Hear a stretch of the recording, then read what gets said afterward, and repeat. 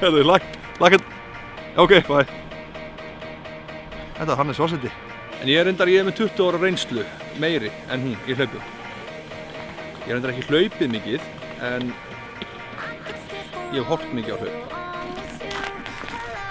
Vissir þú að það eru lög á Íslandi sem segja það að þú megir hreyfa þig? Ertu með okkur í allt sumar, það verður brjáluð stemming á pressunni. Brjáluð.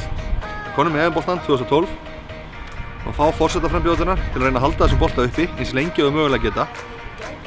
Það verður spennandi verkefni og ein mesta áskorun sem þau hafa lent í. Og svo, já! Ánægður með þig.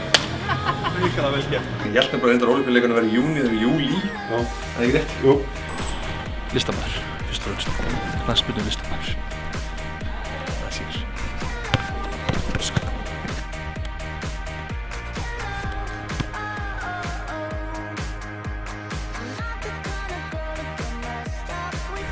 Stressaði þetta Forseti, sko. Hann getur bara hendur á landið eða eitthvað.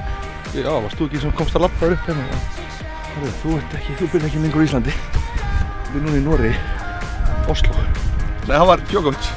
Var það Djokovic? Já, Djokovic. Vann hann? Já. Nei, hann vann ekki. Ég vona það allavega, ég er búinn að spyrja það þessu. Nei, Nóra! Missaði yfir buxuna. Þú væri þetta alveg til þér? Þú var Forseti? Já. Það ekki? Þú mættir bara. Það var bara bestu miðlarnir mætti, Pressan og RÚV.